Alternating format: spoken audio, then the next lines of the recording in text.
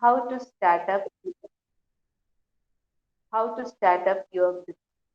I welcome Mr. Arun PM to this session. Last but not the least, I would like to welcome all the colleagues and students who are present here to make this a successful event. Thank you. Now let me call upon Ms. Jasna Paul SS from St. Albert's College to introduce our speaker.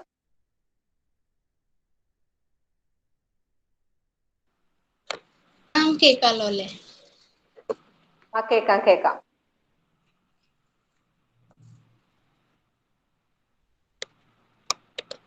Thank you, ma'am. Very warm good morning to all who are present here in the platform. Myself, Jasna Paul, third year Bivouac Renewable Energy Department, St. Albert's College, Autonomous. It's my pleasure to introduce Mr. Arun PM, Assistant Vice President of Engineering and Data Science, Transmeo, Kakinad. Mr. Arun PM has achieved MDP from IIMA and IIMK, designed with blockchain, Copenhagen Institute of Interaction Design, and also completed electronics engineering. In the startup environment for 5+ years, Mr. Arun PM worked in hardware, software, the blockchain, and business development. Selected to be top 50 startups to be part of Indian Innovation Growth Program IIGP 2.0 initiative of the Department of Science and Technology, Government of India, Lockheed Martin, and Tata Trust. Then, Technorip CEO Arun PM was among 10 startups chosen from India, among 50 participants from India, Bhutan, Nepal, Sri Lanka, and Maldives at TechCamp 2017. Selected to be one of the 10 from India to be part of US TechCamp initiative hosted in Bureau of International Information Programs IIP at the US Department of State, United Nations Conference on Trade and Development (EMPRETEC).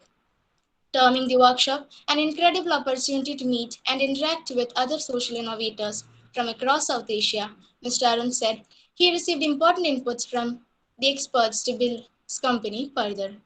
Also, Mr. Arun PM has received awards like Indian Innovation Growth Program Top 50 at August 2018, US Tech Camp Asia, one of 10 selected from India, October 2017, Kerala Innovation Grand Award 2018 July, and won many hackathons and events 2017 and 18. Selected to Maker Village Ministry of Electronics Hardware Incubator, Key Accelerator by Zone Startup 2018. Technorip Innovations was a Kochi-based startup based on tracking technology, which started operations about 5 years ago. It was passed in Technorip some achievements as part of the K Accelerator program by Zone Startup. His was one of the top 50 companies from India, selected from 4,000 startups from different parts of India for Indian Innovation Growth Program IIGP 2.0, and was one of the 10 participants representing India in TechCamp by US Department of State Public Diplomacy Program. Currently, Mr. Arun PM is Assistant Vice President of Engineering and Data Science at Transmeo, invested by HPCL. Connecting technology experts like Mr. Arun PM would ideate us on how technology can be used to solve the most pressing social concerns at present and near future. And to you, sir.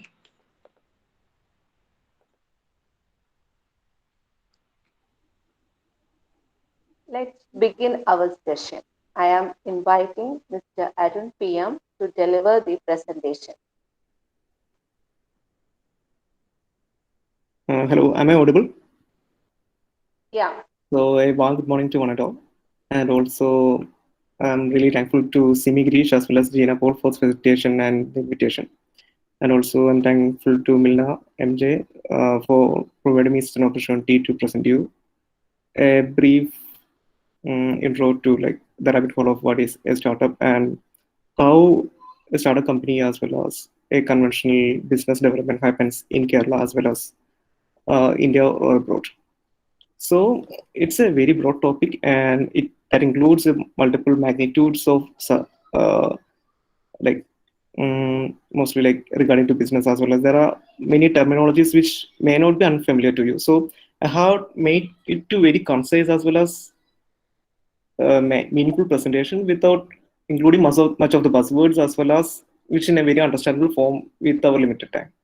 So rather like seeing this as a like preaching or a class, you can actually have this more like an engagement, or more like uh, if you have any doubt, you can stop me anytime. And if anybody have any, like, I'm not familiar how this works actually, but in the throughout the class, I think for 40 minutes I'll be talking about startup, how the startup works, and what are the conventional methodologies which we process a business, so how we move forward. And in any point, you can stop me and you can ask, it, you can have a Q&A section, and we can discuss more about this.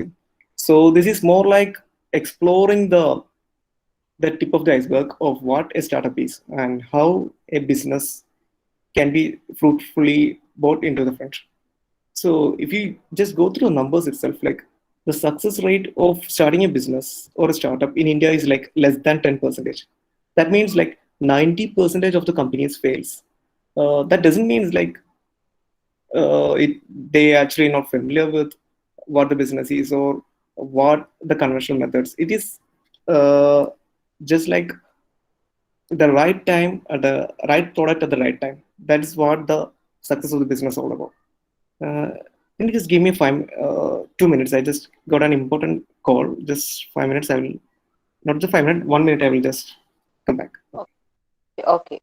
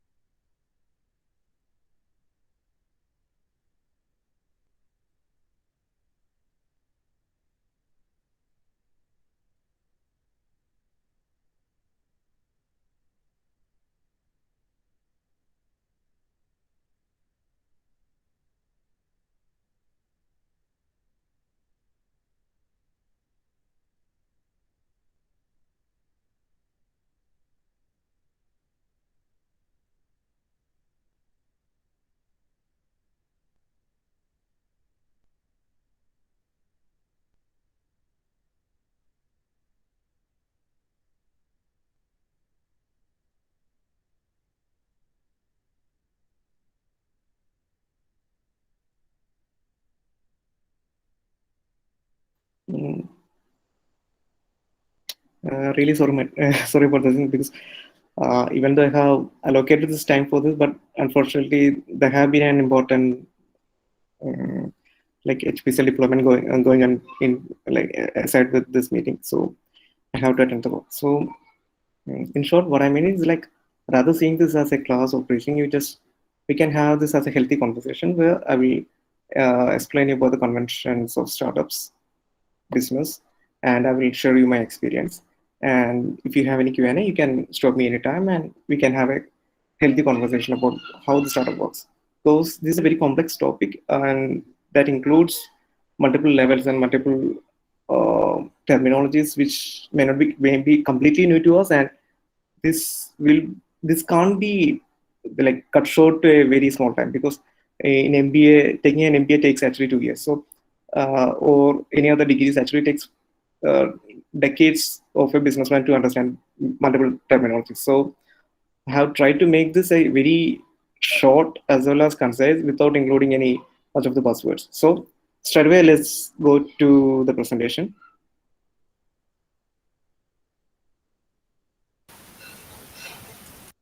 I hope I'm audible, right? Yes. Yes. Yeah.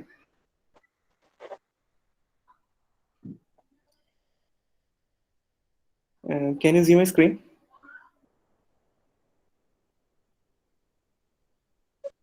Yeah. Yeah, okay, perfect.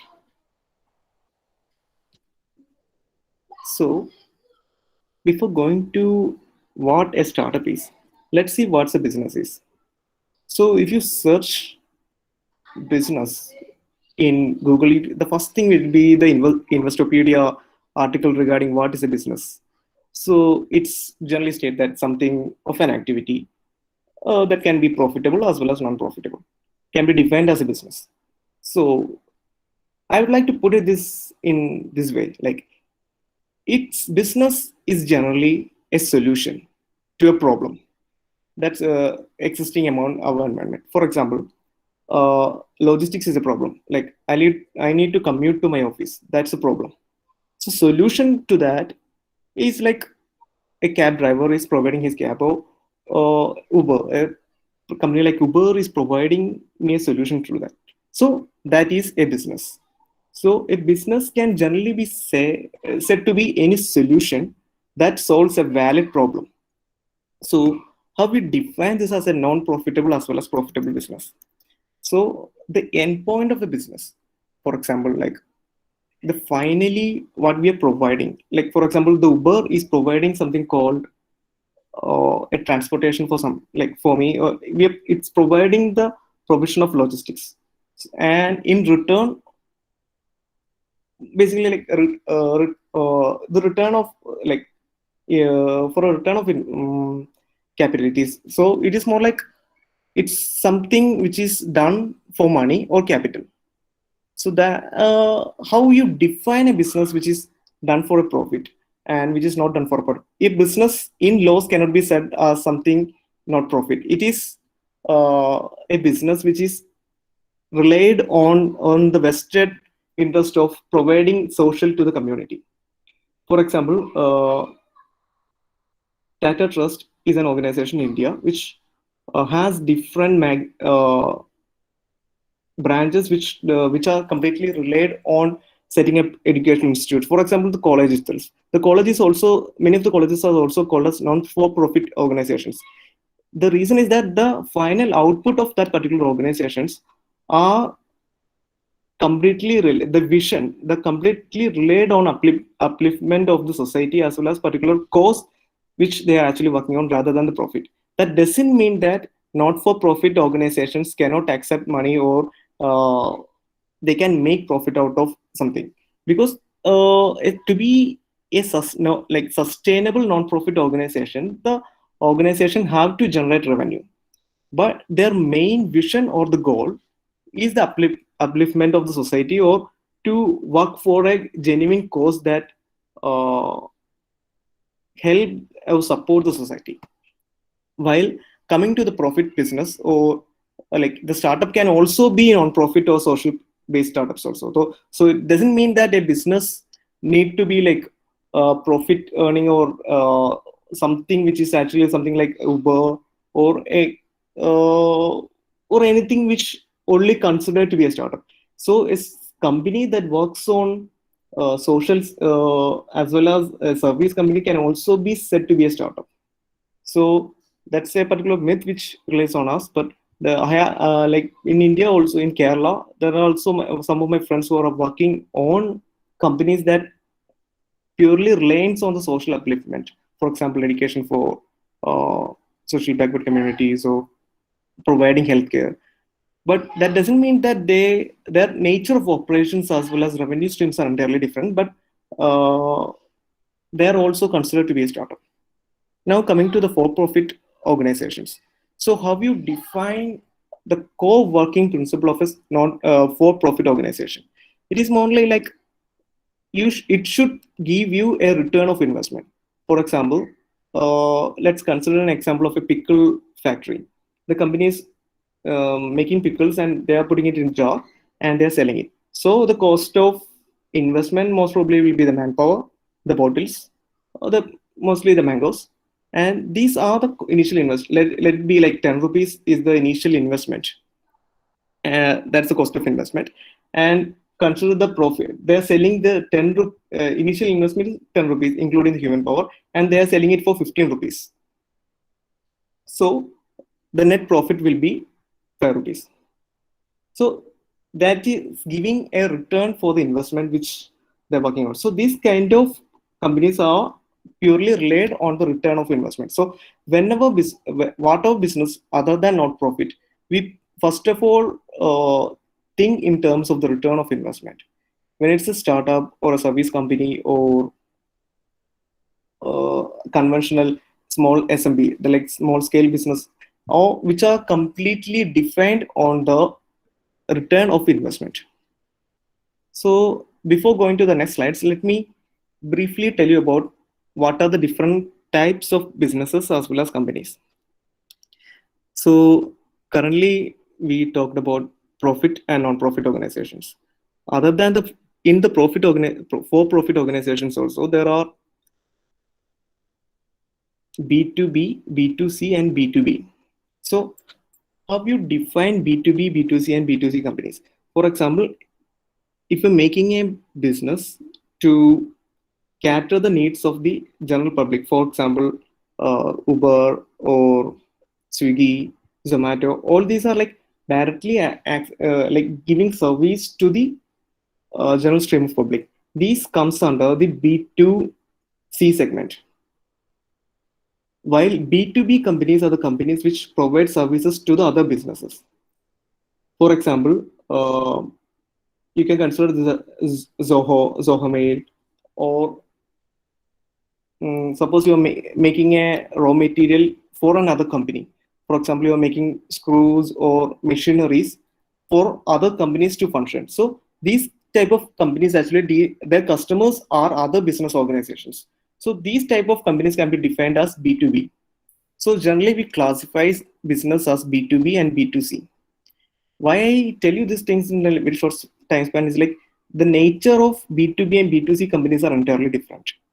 B2C company that requires more investment in marketing, sales, and support. While the nature of support is also entirely different. So there will be a call center, or most probably there will be a support chat, mail, or the nature is entirely different. The how you interact with the customer is entirely different.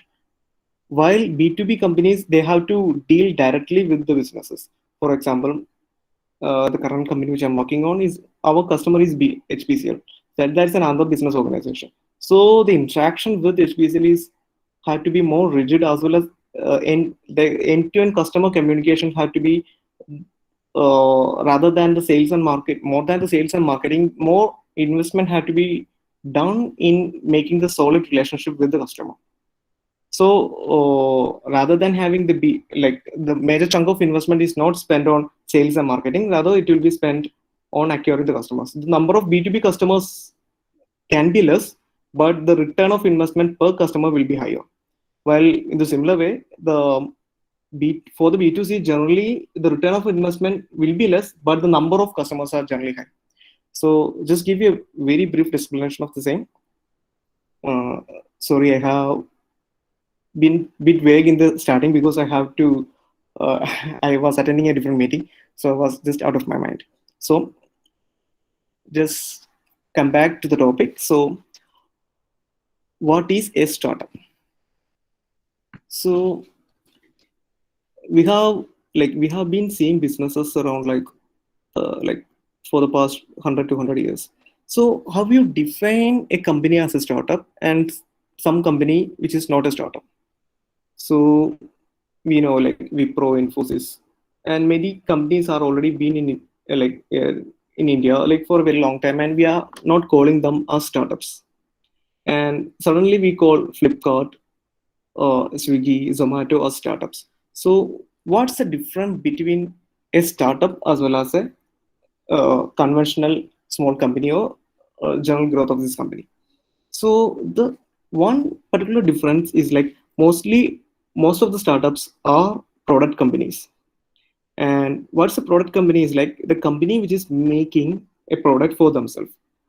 For example, Wipro and Infosys are like most of their works regarding making product for other companies.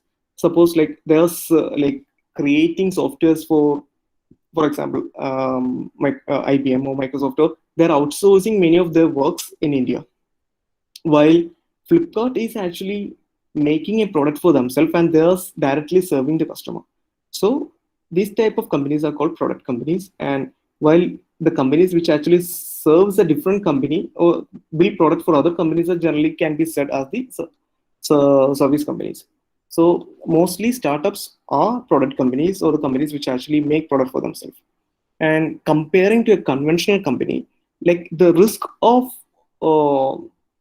setting a startup, or the startup having a return of investment from a startup is really high. That's a number which I have given in initially. Like it is less than 10%. Like only one of the 10 companies which are actually succeeds having a startup, because they're actually fully concentrated on developing a. I will be explaining more in detail in the next slides. So, in short, they're actually making a product for themselves, and they're trying to completely. They're investing all their research and all the capitals in their research and development, and they're trying to sell their complete return of investment is actually based on this particular product. So while a service company, even from the starting, they're actually generating revenue. For example, if Wipro is taking a deal from IBM, so even from the initial stages, the client is actually paying them.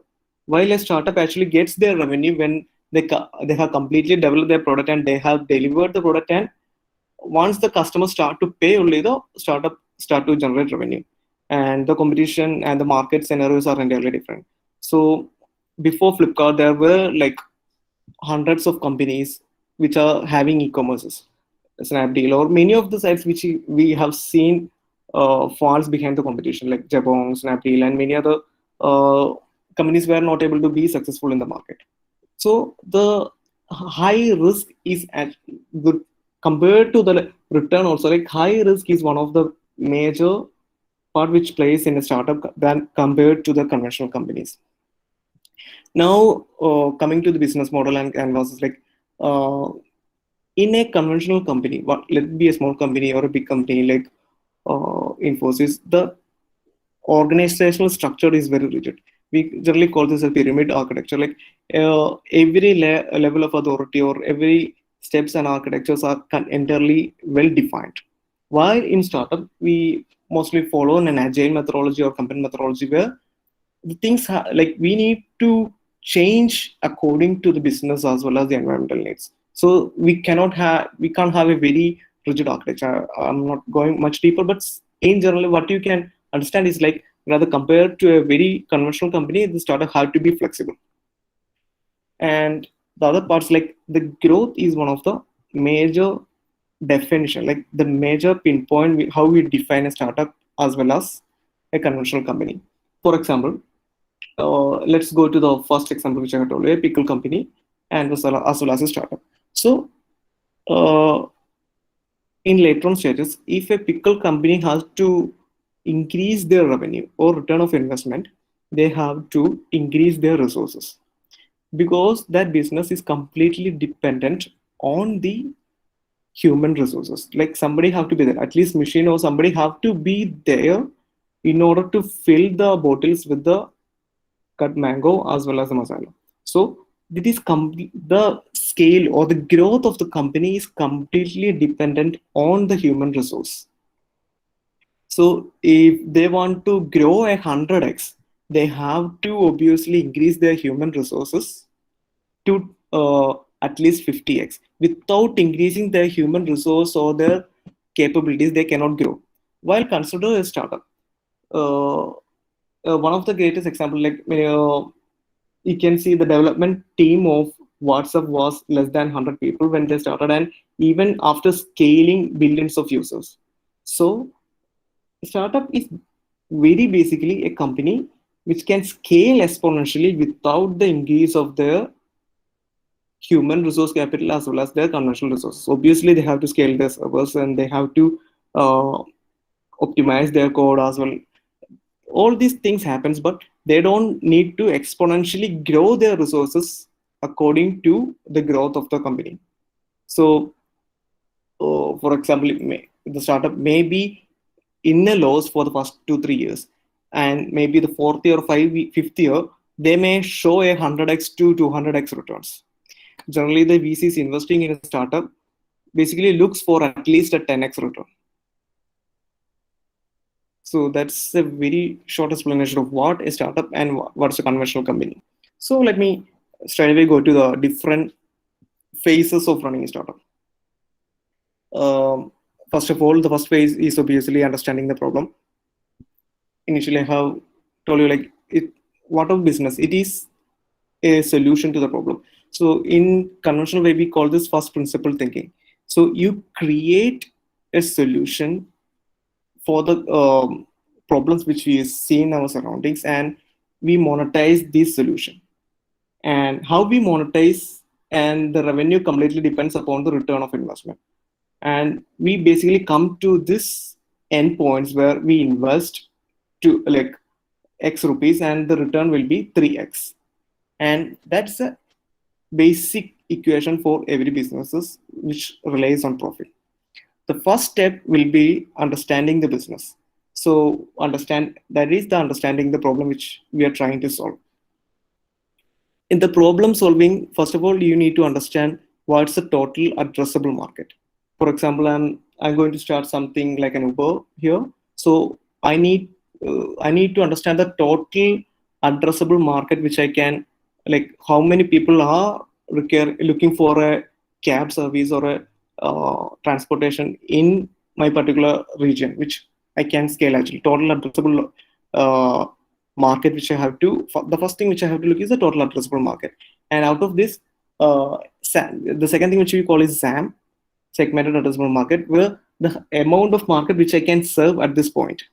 These 2 points actually gives you uh, two things, like how much my business can grow and what is my current potential to grow. So from that, we actually defines a business.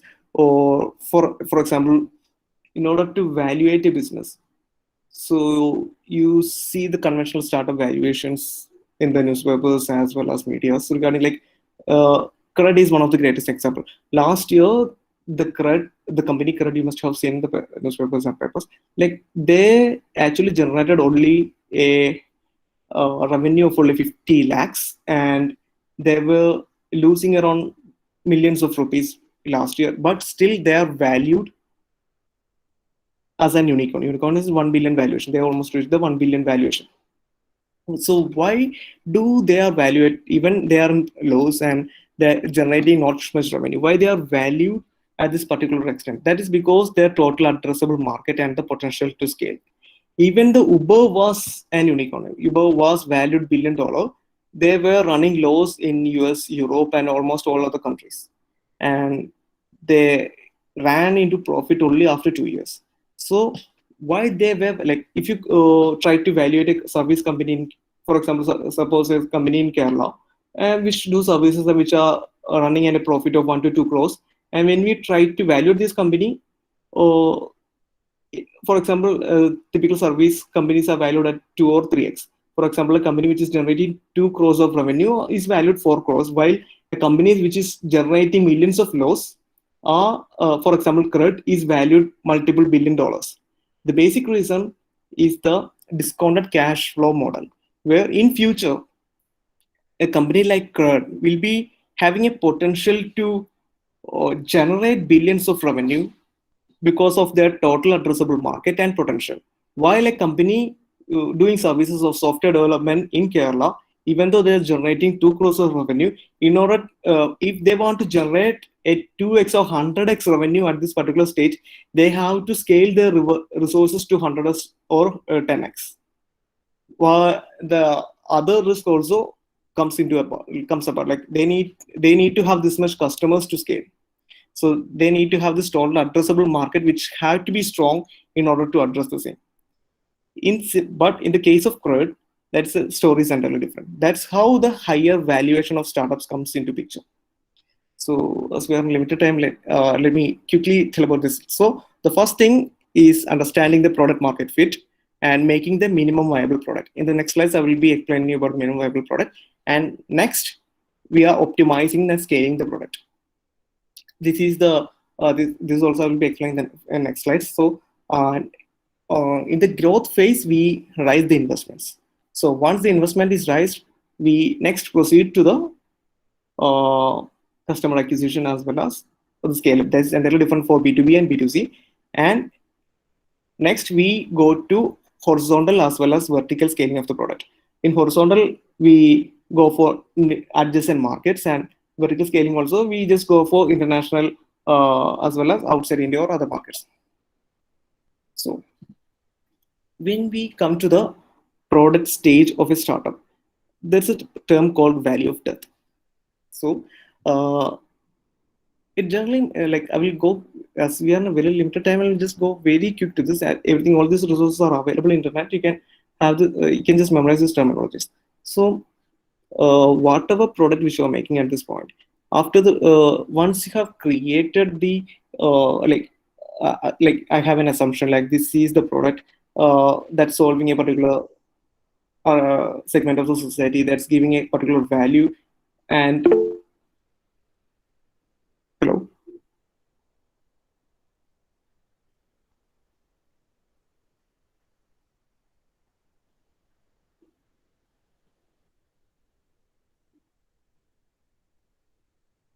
am I audible?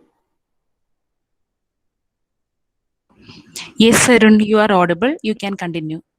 Okay. Should I like be?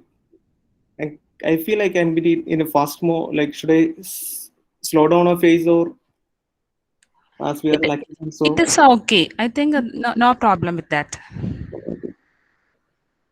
So we were talking about the value of death.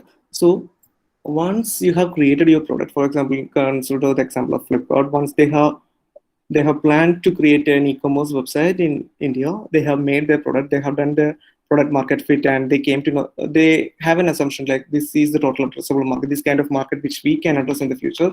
And initially, they started with selling books. So we thought like after successfully validating their business model, they plan to include all like conventional uh, goods which are available in the brick and mortar stores, and eventually they have also went to groceries. So once they have completed their like product research and market development, like acquiring the customers and raising the money, like there's a big gap in between. So starting stage you will be like flooded with like the raising capitals won't be that much of a hurdle. After creating a product and have acquiring the customers, the next value proposition in most of the cases you need to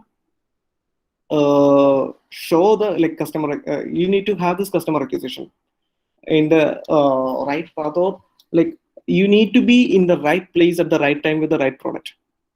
And if for example currently we have very good internet connection connectivity and availability of internet even at the remote places is quite audible. So if somebody is trying to uh, have a product similar to YouTube maybe 20 years back, it won't be that practical.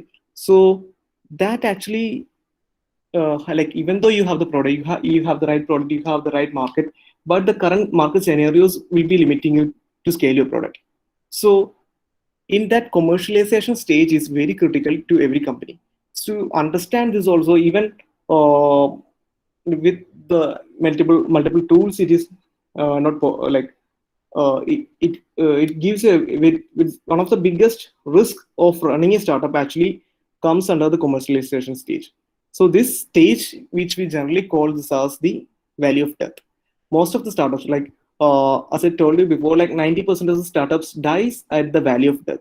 This happens after the 1 or 2 years of starting up, and while completing their product, and when they try to scale the product and rise the second round of investment, they have to go through different phases, and these phases are generally be said as the valley of death.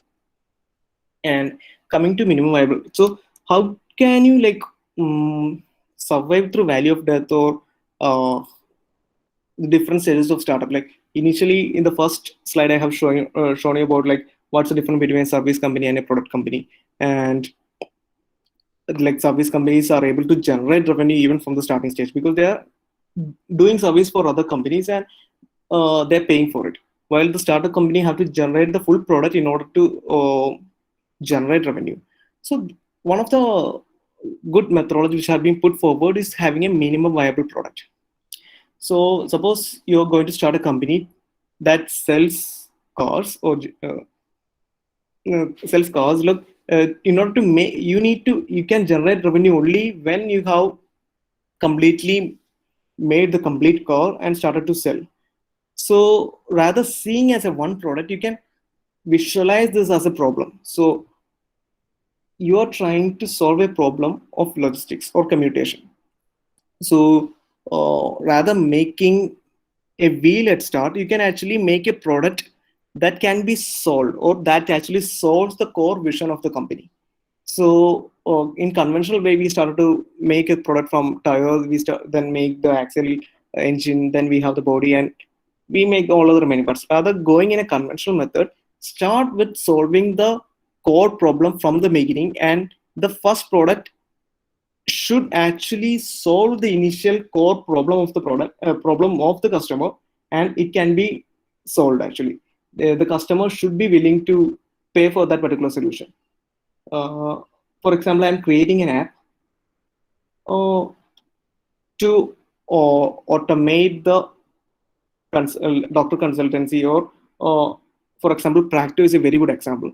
Practo is currently one of the top consulting app in India at this point. But initially, how they have started is like they have started with an app that can help you in booking a doctor, just booking. They haven't created any other features. They only one core feature that addresses all the customers and making them capable of understanding the market, as well as onboarding all their customers, as well as B2B customers to this. This actually help them to understand the market with their minimum viable product. So each stage of the product, they try to make a feature that can be deliverable and cut shorting all other like features that takes time to create a very minimal product that can be sold and that can generate revenue, and that helps you to understand the market.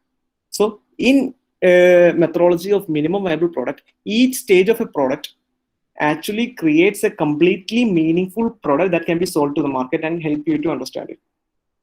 So you can understand more about minimum viable product and its methodologies and first principle thinking in more about different articles in the internet. This can be referred in further. So to define a business, there's a very wonderful tool which we like generally if you go to any business schools or any mentoring session, one of the important, very wonderful tool which we can use to analyze your business is called the business model canvas. In here, like if somebody asks you to explain about your business, you need to have a like maybe at least 10 slides to explain about different different factors or different value proposition that includes in a business. And it takes some time to give connect these different like factors that affect your business, and even for you yourself, not just showcasing to somebody else, even to you to visualize the product. There are different slides which you would like to concise with. So business model canvas is a single table that actually consists of all the different factors that affect your business, and that can be put into a single slide where you can actually connect what are the factors that that affect the scaling of your business, and that can where you can improvise in a single slide. This is helpful not just to showcase your business to your investors as well. It can actually helpful for you to improvise where you're limiting at this point. So in very short, I will just go through each and very different columns of business model canvas. So in every business, which start with the value proposition. Value proposition is the core feature that differentiate from your product to than the customer product. For example, it may be cheaper than the competitor. It may be faster than your competitor. It is more effective than your competitor. So it is giving more value. So that is the first thing that differentiate your product. Why somebody have to buy your product or service? That is the first thing that define your product. That is a value proposition. And from that value proposition, how do you create this kind of a value proposition? Suppose your product is the cheapest product that is available in the market. So in order to create a cheaper product, what are the key activities which have to be done? For example, I will be procuring directly from the wholesale dealers, or I'm directly procuring from the manufacturers. So that that's how I can reduce the price. I'm completely automating through machineries rather than relying on the labor. So I can make it more cost effective. Or for example, I'm procuring it a large quantity, bulk quantity, and I'll be able to have a better negotiation with the wholesale dealers. So all the key activities which can help you to provide the value proposition comes under the key activities. And the key resources are the things which actually help you to achieve the key activities. For example, for the key resources, machineries, large machineries, or procurement. These are the key resources that can help you to do the key activities that help you to create the value proposition. And for these key resources, you need key partners. For example, I'll be procuring directly from the farmers, or I'll be procuring high-end machineries from Japan or Germany. So that type of partnerships actually comes under the key partners. So when I have a very good partnership, for example, I know somebody who can connect me to the manufacturers that help you to get machineries that can help me to manufacture manufacture a product which is half the price than the conventional bill of material. Hence, I can provide a product at a very cost-effective price that can help you to lead the market and create a value proposition. This is, in short, create a cost structure. Help you this part. I think this part of the chart actually is like defines the cost of the product. Cost, it's called the cost structure. And the second part, which help actually defines how the business runs. So you, even if you have a very good product and very very good attractive addressable market, it doesn't mean that you can success in business. You need to have channel partners. You need somebody to vouch your product to, like, you need to reach your customers. So those are called the channels.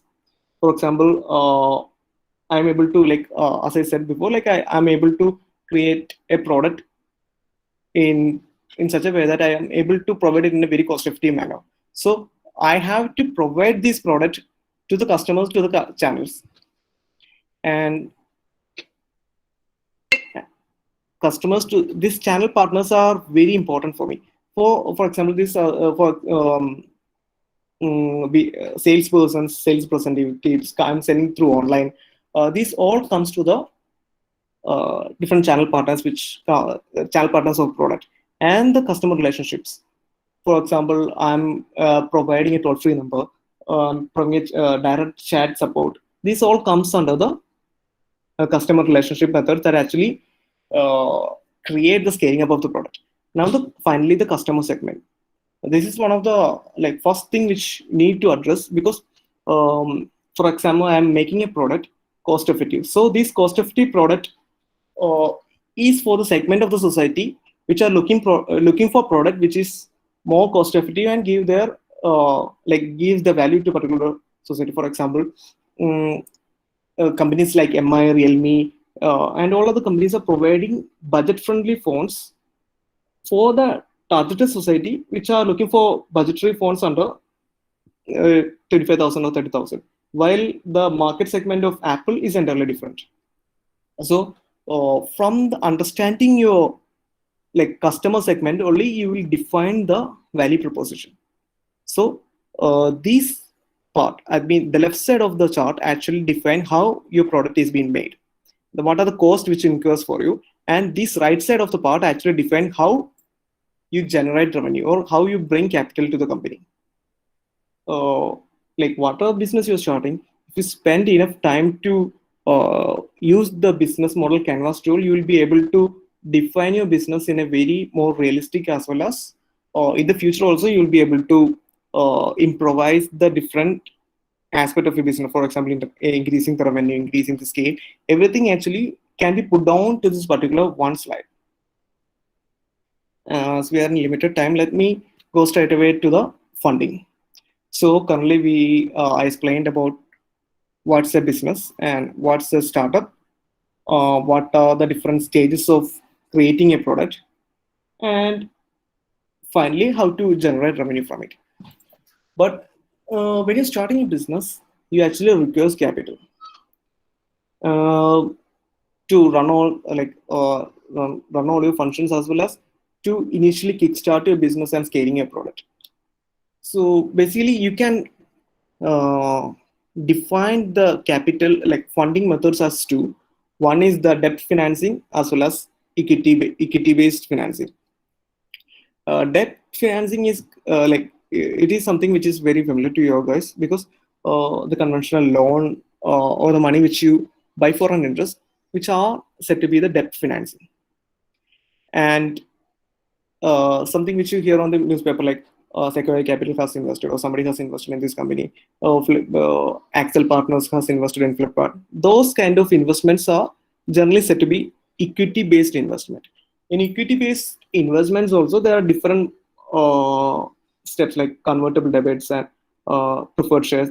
I'm not going into into deep into this particular matters, but in generally, debt financing are the financing which are done for a particular interest. For example, I'm taking a loan of 50 lakhs from a bank with an interest of maybe 15%. So I have to pay bank and bank the 50 lakhs with an interest of 15%. That is well defined, and this have to be done. This is a very and bank doesn't have any ownership over my company. They can take back my company, like if I'm not paying, they can take the assets from the company if I'm not paying the debits. But generally, the relationship with the bank is just regarding the money, and there is no transfer of ownership. While coming to equity-based investment, we are actually compared to loans, we are actually taking we are actually sharing the ownership of the company. We are treating company as an entity, as an imaginary entity. For example, somebody is coming for investment in my company. I'm giving them their ownership. So compared to a bank loan, I don't have to give them. I don't have to return their money just because I have already paid them for what they have invested. So I have paid them with my ownership in the company. For that particular, I'm trying to cut down to very conventional terminology. So generally, you can call this as the valuation. For example, somebody is investing in a company 10 lakhs, and for investing in that 10 lakhs, you need to define the value of the company. So defining the value of the company, we call this valuation. So there are a discounted cash flow model, different models to value the company. But in generally, suppose my company is valued under 1 crore valuation. So somebody is investing 10 lakhs. So they are they actually get 10% of the ownership of my company. So the final valuation after the post capital valuation, the total valuation of the company will be 1 crore 10 lakhs, with the 10% of the company ownership relies on the investor. So in different stages of the company, there are different, like when I start my company, the first person who invests on my company most probably me. So there will be my friends and families. So generally you call this as the first investment as friends, family, and fools.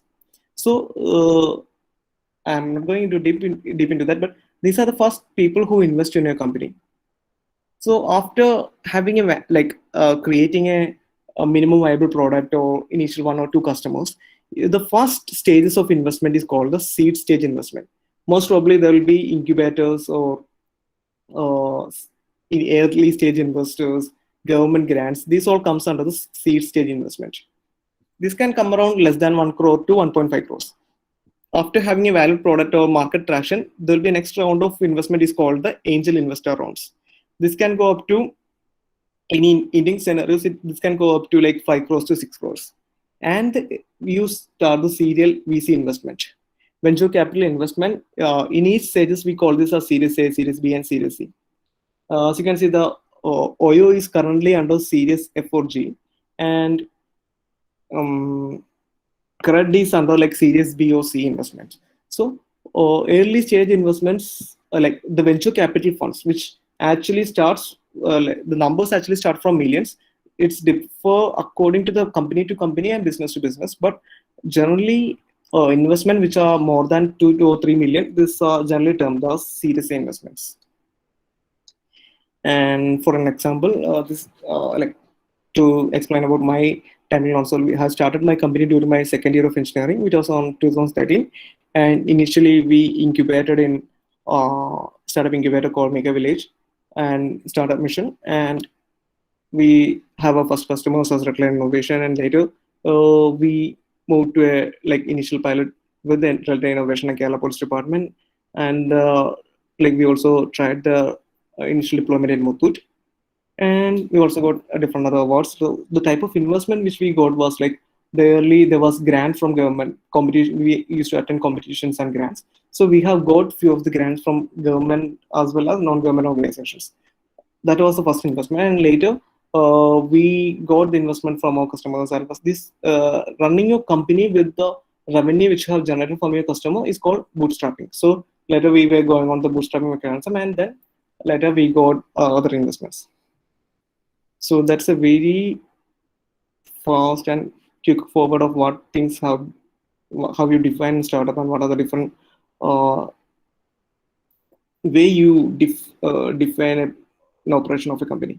So I think in a very short time, I have gone through a scratch of a scratching the tip of the iceberg. But I hope you got a few of the terminologies and names which you can learn and research in further. So we can have a very quick Q&A section where I will be able to answer much of your queries. Yeah. It is now the time for question and answer session. So students, if you have any doubts, you can ask to the resource person right now, or you can drop your comments in the chat box.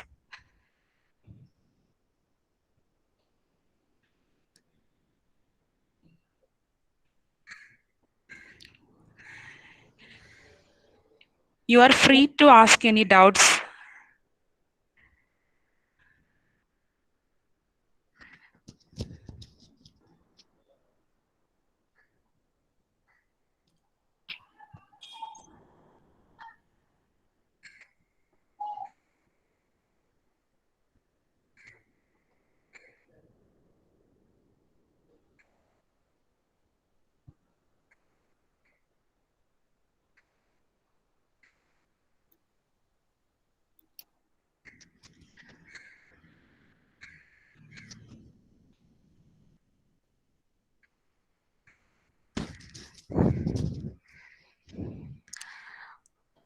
Arun, one comment in the chat box.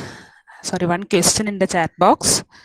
Can you see that? How can we draw attention of youngsters towards our startup? And is there any calculation like how many employees do we need for effective working of our startup?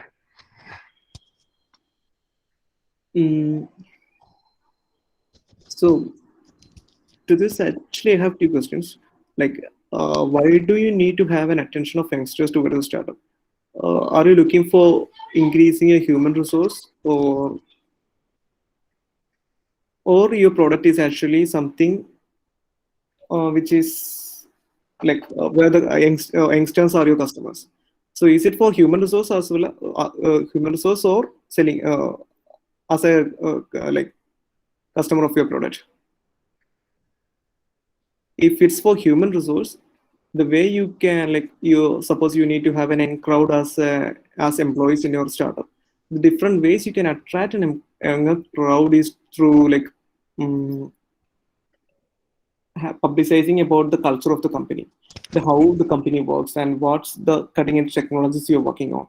This can be publicized through social media, as well as you call this as PR, public relationships. So like you can have very good news on newspapers as well as printed media, which you generally call this as PR.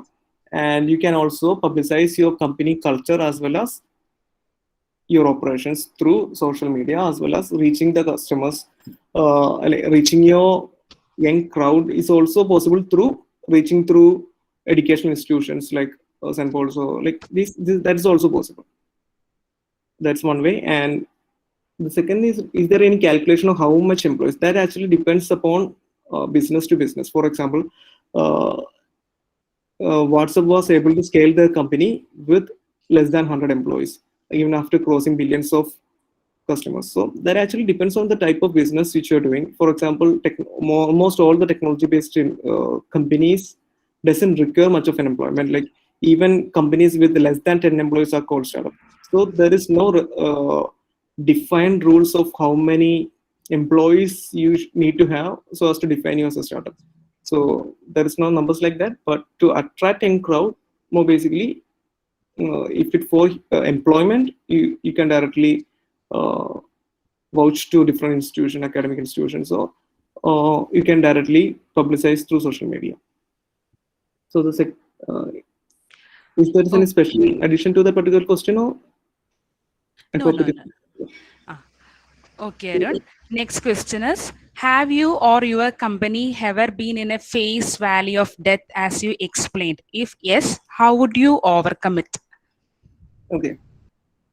So currently I'm working in a different company. Before, when I was running my company, we actually had our product. Mm, we actually had our initial customers, and one of our customer uh, was a huge player. Like when you uh, try to have a huge customer, for example, uh, a multi-billion dollar customer, a multi-billion-dollar client as your customer, they have different mode of engagement, or uh, the time required to close a larger customer is exponentially higher. One of the good way to proceed forward is to have a like uh, smaller customer in the early stages of the company. It is good to have a smaller customers rather having a bigger customer. And the second way is to have a minimum viable product. That I have explained another way. Rather completely spending all your time in developing your product for 2-3 years, you can initially make a minimum viable product with a very minimum features within 1 or 2 months, and have a nearly 1 to 2 customers in the early stage. So while engaging with the customer with a minimum viable product and trying to close many smaller customers, rather trying to catch a bigger customer, these are the ways to overcome value of death. So initially we tried to onboard one of the biggest client for logistics and asset management, and actually cost us about like 2 to 3 years for the same. And we were going through a valley of death because previously we had many smaller clients, and after 1 year it was like we were completely spending all our time for this particular client, and this is taking a lot of time and this is not generating revenue. And that was in that phase we are going through the valley of death.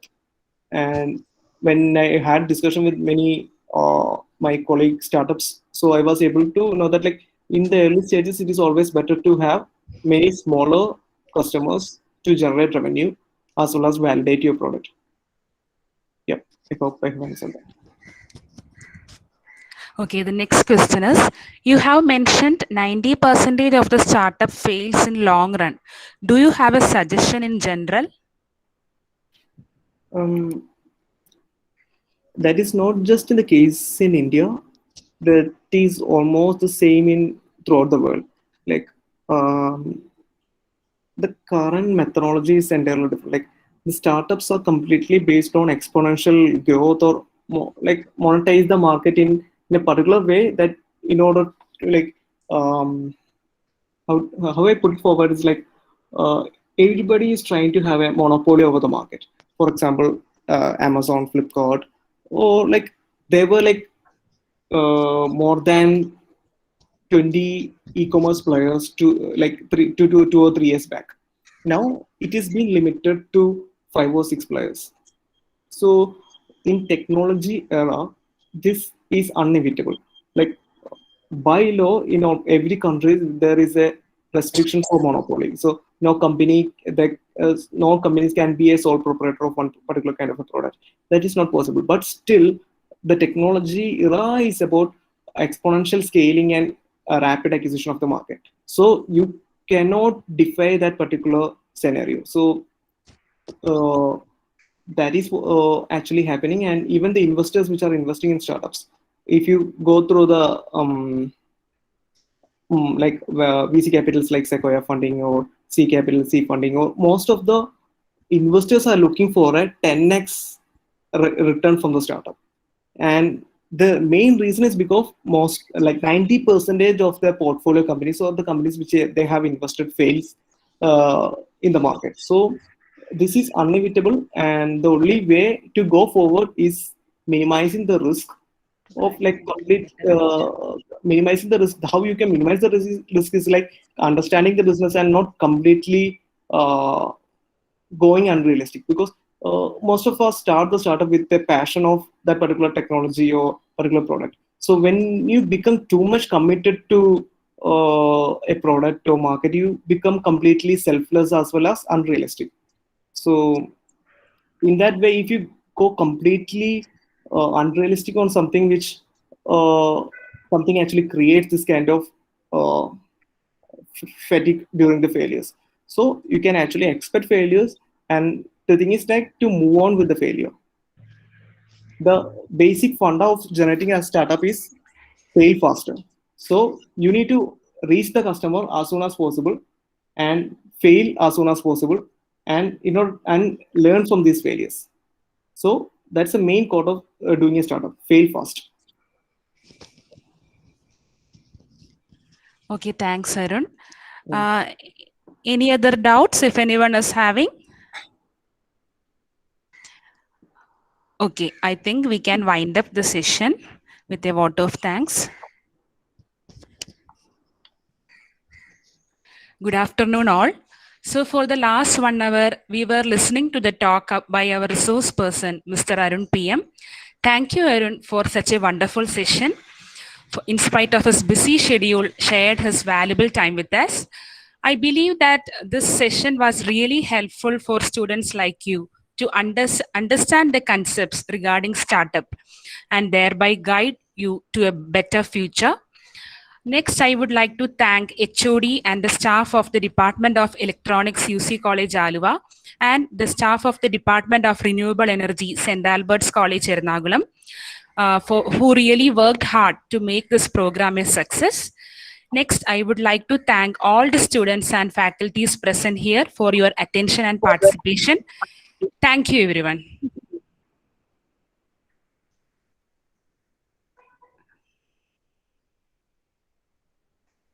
Okay, one more question. Arun, if you are able to answer the question now. Okay. Okay, What are the one more. biggest Yeah.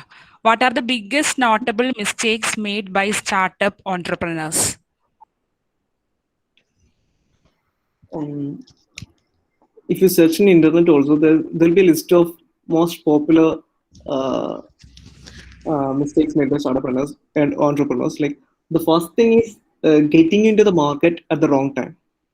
Wrong timing is one of the biggest mistake made by all of the startups. I have myself seen many startups who were having products similar to Uber before launching of Uber, and there were many e-commerce startups which were in the market before Flipkart and after Flipkart also. So getting in the market as like surviving in the market when there's a right time to have scale your product is one of the failure that has been made through like without any geographic restriction. All the geographic, all the countries or all the different part of the world, people make this mistake: getting in the getting with your product in the right time. That's the biggest mistake.